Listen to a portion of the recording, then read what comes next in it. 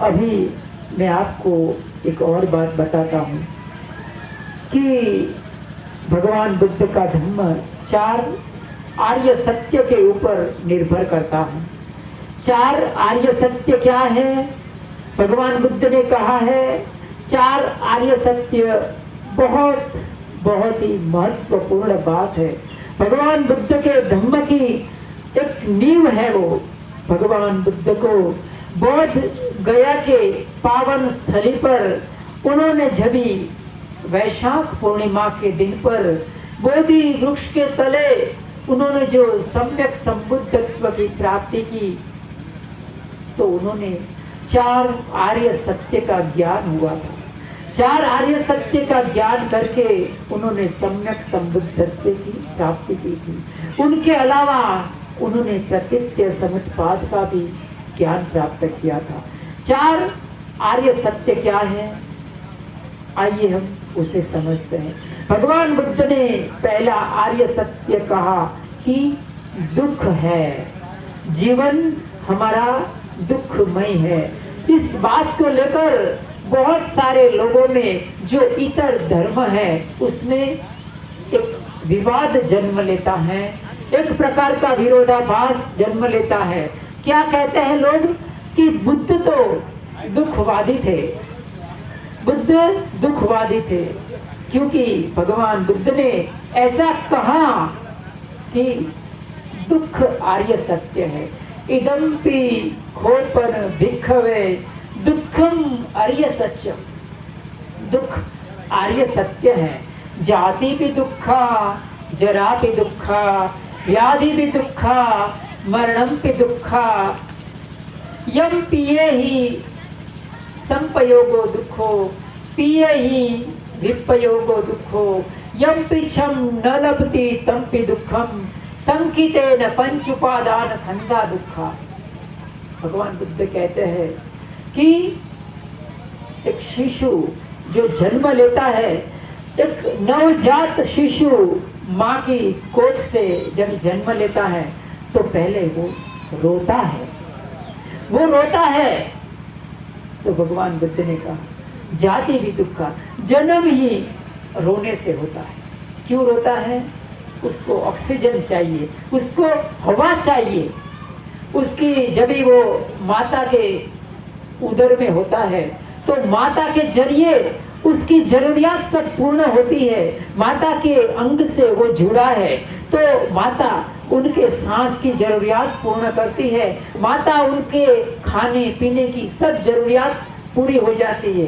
बाहर आते ही वो उसे स्वनिर्भर बनना पड़ता है। हवा उसको खुद को लेनी पड़ती है। अभी माँ उसको ऑक्सीजन नहीं देगी तो उसको हवा लेना पड़ता है, इसीलिए वो रोता है। जाति भी दुखा, जन्म से ही दुख शुरू हो जाता है। जरा भी दुखा, व्याधि भी दुखा। हम सब परिवर्तन के गुलाम हैं। छोटे छोटे बच्चे ही भी बैठे हैं और बूढ़ी आय भी बैठी है। एक तरफ बूढ़े अंकल भी बैठे हैं, बच्चे भी बैठे हैं। क्या कोई ध्रुव स्थिति है किसी की? क्या कोई नित्य है, शाश्वत है? आज एक बच्चा, आज का बच्चा जाते जाते 20 साल के बाद युवान बन जाएगा, युवानी के बाद 20 साल के बाद बूढ़ा बन जाएगा। कोई स्थिति ध्रुव नहीं है। आज यहाँ जो आए बैठे हैं, गालों पर झुर्रियाँ है, शरीर पर झुर्रियाँ है। भूतकाल में वो भी कभी युवान हुआ करते थे। आज आप युवान हैं, भविष्य में आप बूढ़े बन जाएंगे। सब हम परिवर्तन के गुलाम हैं। हम सब परिवर्तन के पराधीन हैं। हमारे हाथ में हमारा काया नहीं है। हम कितना भी संभाल ले, देवानंद कितना भी संभाला काया को, लेकिन आखिर में मृत्यु निश्चित हो जाती है। जरा भी दुखा, व्याधि भी दुखा। और क्या कोई इंसान व्याधि से बच सकता है? क्या कोई इंसान ऐसा कह सकता है कि मुझे बिल्कुल ही मैं तंदुरुस्त हूँ, आज तक मुझे कोई किसी भी तरह का व्याधि नहीं हुआ? ये असंभव है। तो हर एक के जीवन में व्याधि भी आता है, बुढ़ापा भी आता है, और जाति भी दुखा, जरा भी दुखा, व्याधि भी दुखा, और मरणम भी दुखा। सब लोग मृत्यु के पराधीन है। भगवान बुद्ध को भी मृत्यु ने बख्शा नहीं था। सुय सत्थाम पुण्यद्वी बुद्धि बुद्धि जिनद्वयम घाते सी मरणम क्षिप्तम कातु मादि सके कथा। भगवान बुद्ध जैसे जिन एक सम्यक संबुद्ध को भी मृत्यु ने बख्शा नहीं था, तो हमारी तो क्या बात है, हमारी तो क्या बात है। तो जाति भी दुखा, जरा भी दुखा, व्याधि भी दुखा, मरण भी दुखा। अब यही संपयोगो दुखो। आप बैठे हैं सब, हैं तो हमारे जीवन में क्या होता है कि हमारा किसी के साथ मन मोटाव होता है, कोई मित्र दुश्मन बन जाता है, तो हमारे उसके साथ अनबन हो जाती है, 36 के संबंध हो जाते हैं। हम चाहते हैं कि वो हमारे सामने ना आए, हमें रास्ते में भी मिलता है तो हम दूसरी तरफ दृष्टि करके रास्ता क्रॉस कर जाते हैं। ऐसा हमारे सबके जीवन में होता है। भगवान बुद्ध कहते हैं कि अप्रिय ही संपयोगो दुखो, जो हम चाहते नहीं है, जिसको हम देखना नहीं चाहते हैं, जिसके साथ हम बात करना नहीं चाहते हैं, जिसके साथ हम सुनना नहीं चाहते हैं, उसी व्यक्ति से मुलाकात हो जाती है, उसी व्यक्ति से हमारा पन्ना पड़ जाता है। और पिए ही विप्रयोगो दुख, हम जिसे चाहते हैं, जो हमारे प्रिय होते हैं, सगे संबंधी, बहुत ही करीबी के रिश्तेदार होते हैं, उनसे वियोग हुआ जा रहे हैं। कोई किसी को बांध के नहीं रख सकता है, यह प्रकृति का नियम है। हम प्रकृति के गुलाम हैं, हम प्रकृति के हाथ के पिद्दे हैं। तो भगवान बुद्ध ने कहा कि ये दुख है। तो हमारे जीवन की हर एक प्रवृत्ति, आप यहाँ क्यों बैठे हैं? हम ये चार दीवारी जो बनाई है, हम जो घर बनाते हैं, हम शादी ब्याह रचाते हैं, बच्चे पैदा करते हैं। अभी हमने भोजन दान किया, आपने हमें भोजन दान दिया। हम क्यों सब प्रवृत्ति करते हैं? क्यों हम पैसा कमाते हैं? क्यों धन इकट्ठा करते हैं? हमारी हर एक प्रवृत्ति की आखिर क्या वजह है? हर एक संसार की, दुनिया का सब देश, चाहे अमेरिका हो, लंदन हो, यूरोप हो, कनाडा, कोई भी देश में हर व्यक्ति कोई ना कोई प्रवृत्ति से बंधा है। तो उस प्रवृत्ति के पीछे का आखिर राज क्या है? क्या वजह है? आप यहाँ क्यों बैठे हैं? आप पैसा क्यों कमा रहे हैं? चार दीवारी क्यों बना रखी है? हमने घर, हमने शादी क्यों रचाई है? हमने बच्चे क्यों पैदा किए? उस सब के पीछे का एक ही मूलभूत कारण है, और वो कारण है हमें सुख चाहिए। क्या चाहिए? हमें सुख चाहिए। इतने लोग बैठे हैं, इतने लोगों की बात छोड़िए, संसार में, पूरी दुनिया में किसी भी आदमी को पूछिए कि क्या तुम्हें सुख चाहिए? क्या तुम्हें सुख नहीं चाहिए? तो क्या दुनिया का कोई भी आदमी ऐसा कह सकेगा कि मुझे सुख नहीं चाहिए? कोई इंसान ऐसा कहेगा कि मुझे सुख नहीं चाहिए?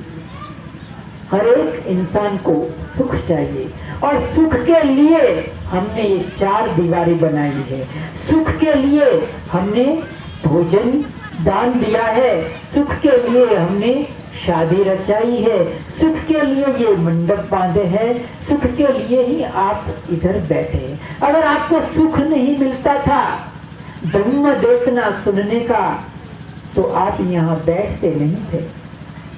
सुख प्राप्ति के लिए हम सब प्रकार की प्रवृत्ति करते हैं, लेकिन अगर सुख प्राप्ति के लिए ये सब करते ना, तो भगवान बुद्ध झूठे साबित हो जाते थे। हम सुख प्राप्ति के लिए नहीं कर रहे हैं। ये शैधन्य भाषा में आज की सामान्य दुनिया में सुपरफिशियली ऊपर ऊपर से देखा जाए तो ऐसा लगता है कि हम सुख प्राप्ति के लिए ये सब कर रहे हैं।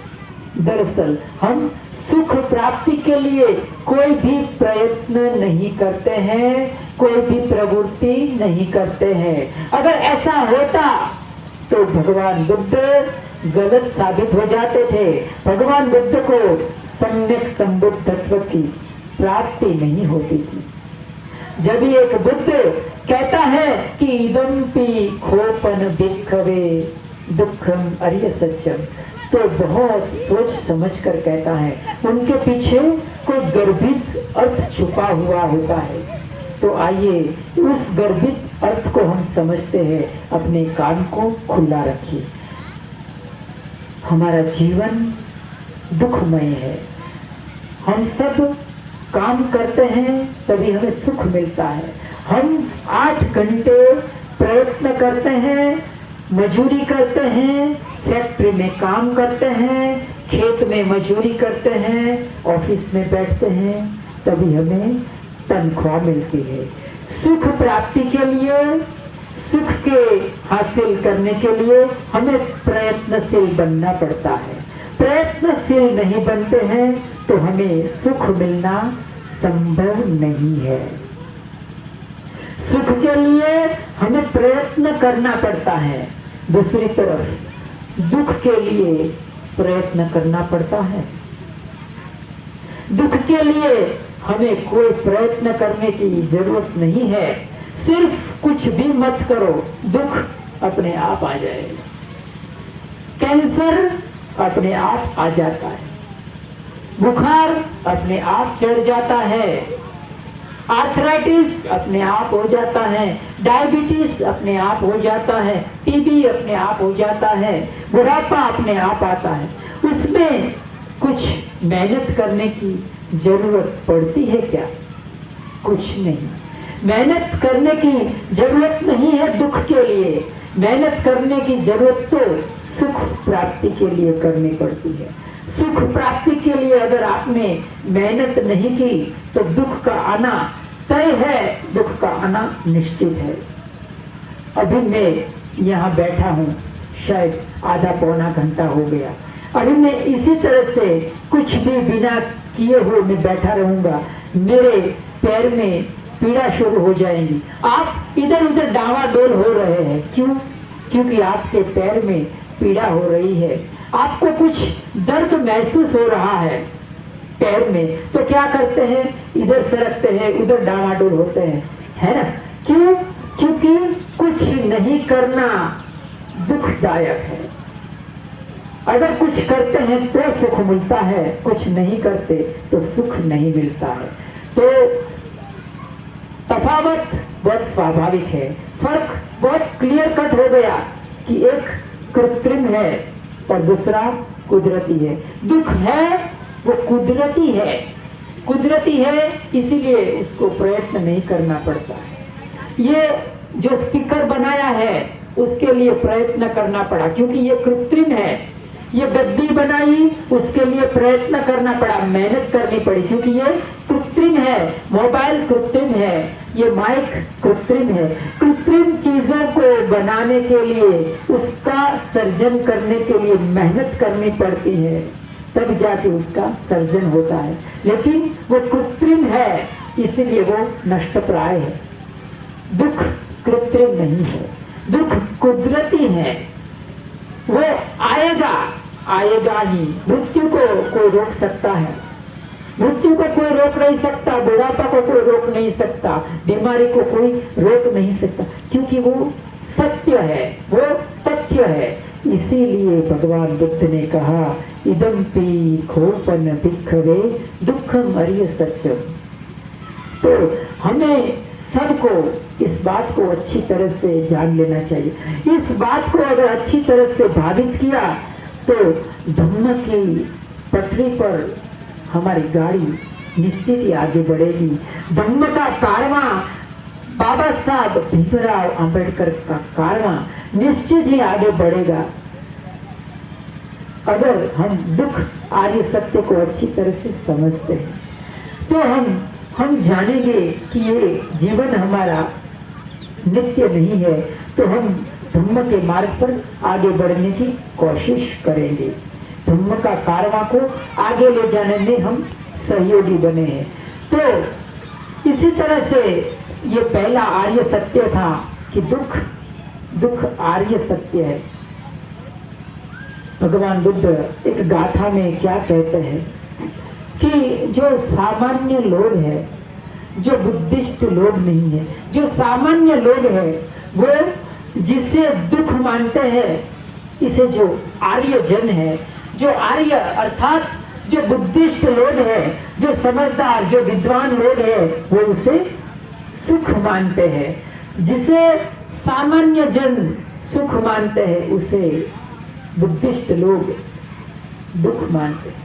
यम परे सुख तो आहूं, तदरिया आहूं दुख तो। यम परे सुख तो आहूं, तदरिया आहूं दुख तो। यम परे दुख तो आहूं, तदरिया सुख तो विदो। क्या कहा?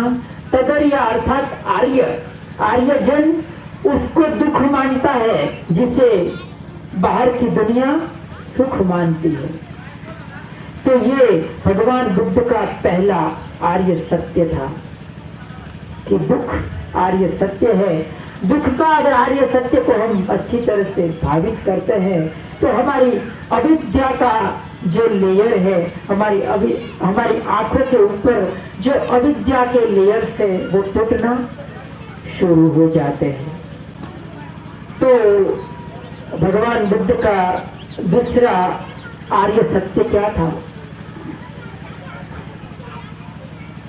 आपको अगर मन में कंटाला आता है, बेचैनी होती है, तो मैं बंद कर सकता हूँ।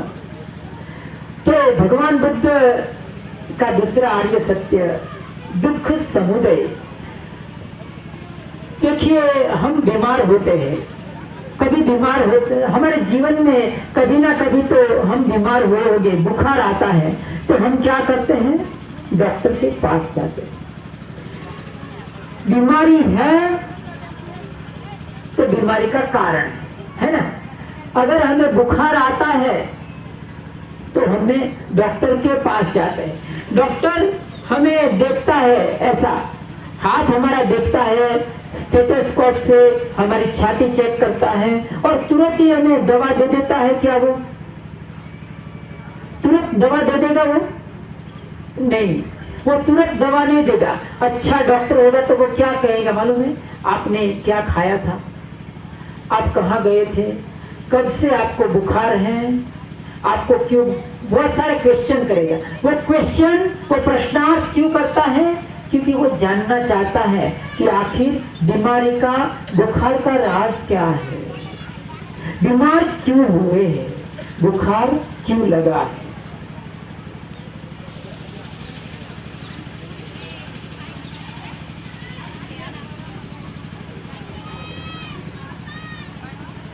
अच्छा डॉक्टर होगा तो ये सब कारणों को चेक करेगा, उसके बाद दवाई देगा। हम क्या करते हैं मालूम है? आपके जीवन में भी देखा होगा कि हमें बुखार आता है ना, तो हमारी आई, जो बूढ़े बूढ़े वो क्या करते हैं, जो हमें ताप होता है, शरीर गर्म होता है, तो वो क्या करता है? ठंडे बर्फ का या तो नमक का ऐसा गीला कपड़ा लेके उसके शरीर पर रखते हैं, है ना। ऐसा कभी आपने भी देखा होगा कि जब भी बुखार आता है तो जो हमारे समझदार, जो अनुभवी बूढ़े हैं, वो क्या करते हैं? गीला कपड़ा शरीर पर रख के बुखार को हटाने की कोशिश करते हैं।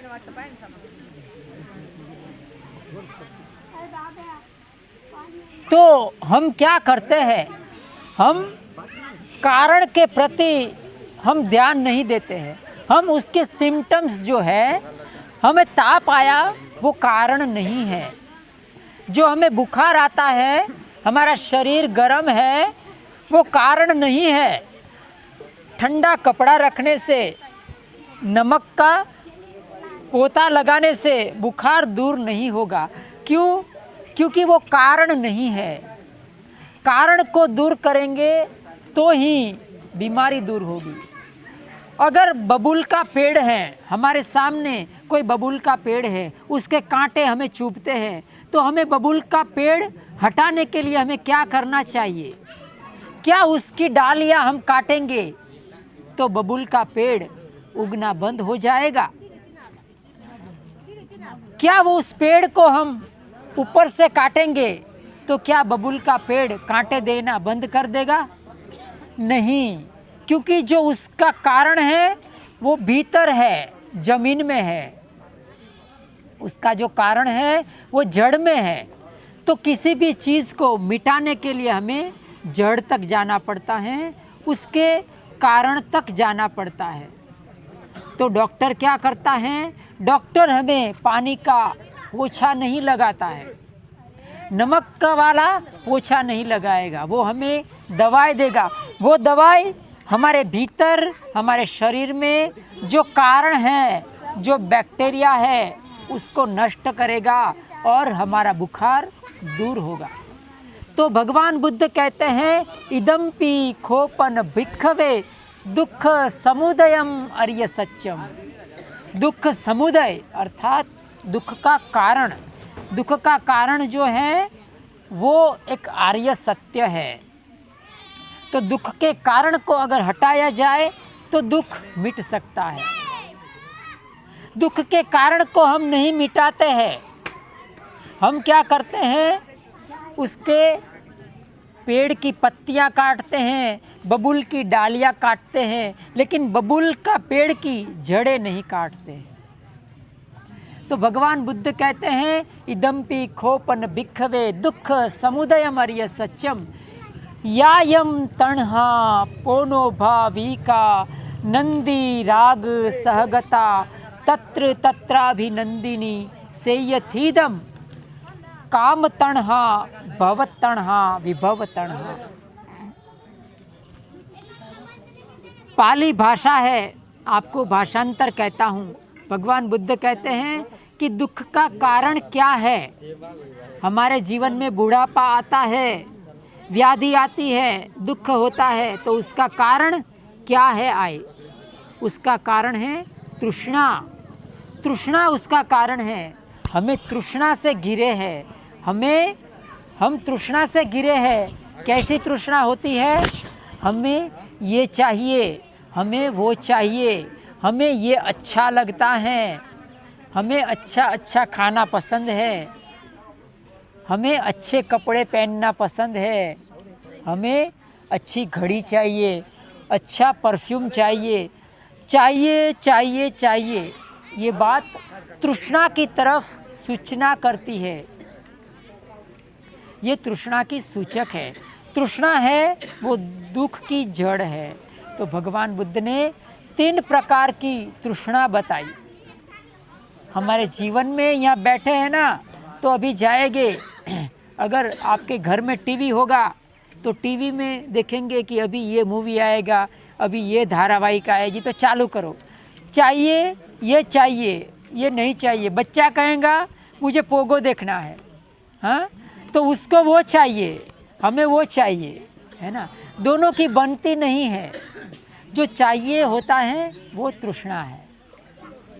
जब भी जीवन में से चाहिए चाहिए चाहिए चला जाता है तो तृष्णा चली जाती है। तो कैसे जीने का? हमें कैसे जीने का? तेन त्यक्तेन भुंजी था। अच्छा खाना मिल गया। हमारा खाना कैसा होता है? हमारा खाना एक्चुअली बिल्कुल स्वाद रहित होता है। जो मिल गया सो खा लिया, कुछ भी उसमें स्वाद वगैरह नहीं होता है। हम खाने के लिए नहीं जीते, हम जीने के लिए खाते हैं, बराबर। तो चाहिए की तृष्णा नहीं होती है। अगर चाहिए की तृष्णा होगी तो मुझे कुछ नहीं मिलेगा तो दुख होगा। तो हमारे जीवन में यही तृष्णा है, वो दुख का जननी है। तो भगवान बुद्ध ने पहले ही तृष्णा कहा, काम तृष्णा। अर्थात काम तृष्णा अर्थात मुझे चाहिए चाहिए चाहिए। दूसरी तृष्णा कहा काम तृष्णा भव तृष्णा,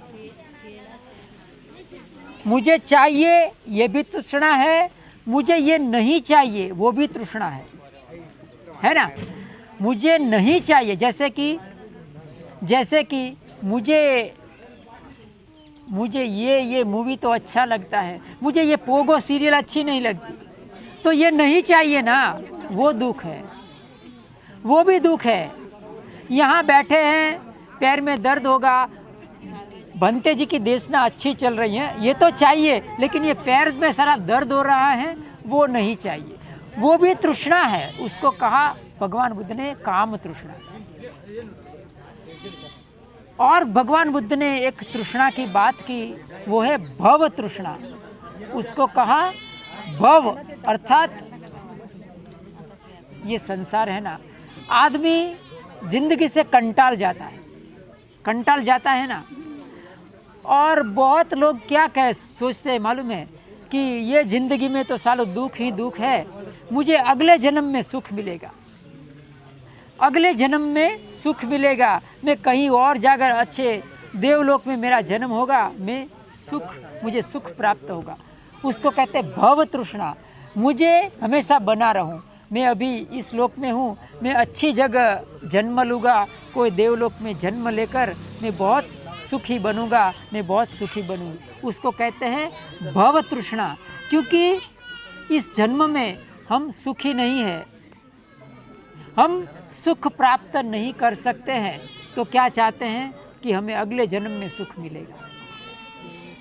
फिर भगवान बुद्ध आगे कहते हैं विभव तृष्णा। आप में से किसी की विभव तृष्णा नहीं होती है, आप में से किसी की विभव तृष्णा नहीं होती है, विभव तृष्णा हमारी होती है। इसीलिए हमारी मुक्ति भी बाधा में पड़ जाती है। विभव तृष्णा का अर्थ होता है मुझे जन्म मृत्यु जरा व्याधि से मुक्त हो जाना है। भगवान बुद्ध का पीए कौन था? भगवान बुद्ध का पीए कौन था? पीए पर्सनल असिस्टेंट कौन था?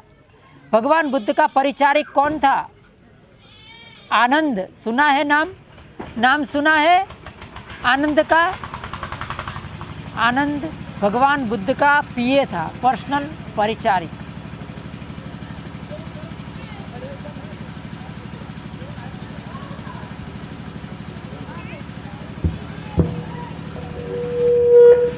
तो आनंद जो है उनको विभव तृष्णा सताती थी, आनंद को विभव तृष्णा सताती थी। उसको मुक्ति पाना था, उसे अरहंत पद की प्राप्ति करना था। ये जो विभव तृष्णा है वो भी एक तरह का जन्म मृत्यु का कारण बनती है कि मुझे मुक्ति चाहिए, मुझे जन्म मृत्यु व्याधि से मुक्ति चाहिए। तो हम क्या करते हैं? बहुत ही साधना करते हैं, बहुत ध्यान करते हैं, परित्राण करते हैं, बहुत सारा प्रयत्न करते हैं। जैसे कि आनंद ने क्या किया? जब भी प्रथम संघायन हुआ तो आनंद को कहा गया कि आनंद अरहंत पद को प्राप्ति नहीं किया था। तो आनंद को कहा महाकाश्यप ने कि आनंद तुम पहले अरहंत पद की प्राप्ति करो, उसके बाद तुम्हें संघायन में प्रवेश मिलेगा। तो आनंद कहते हैं कि रात दिन एक करके वो ध्यान करने लगता है, वो साधना में रत हो जाता है, वो सोता नहीं है, ध्यान में लग जाता है। ऐसा करते करते उनकी विभव तृष्णा इतनी तो बढ़ जाती है कि तृष्णा के कारण उसको मुक्ति प्राप्त नहीं होती है। और कहते हैं कि बराबर सिर्फ एक ही दिन उनका बाकी रहा था, उसका समय, उनको जो समय दिया था उसमें, और आखिर में वो अंतिम दिवस पर वो अरहंत पद की प्राप्ति करता। तो उनका जो अरहंत पद की प्राप्ति में क्या बाधा रूप बना था, और हंस पद की प्राप्ति में बाधा रूप बनी थी विभव तृष्णा। तो भगवान बुद्ध ने 3 प्रकार की तृष्णा गिनाई दुख समुदय के अंतर्गत। तो आज के दिन बस इतना ही। आप सबका मंगल हो, सबका मंगल हो, सबके जीवन में खुशहाली आए।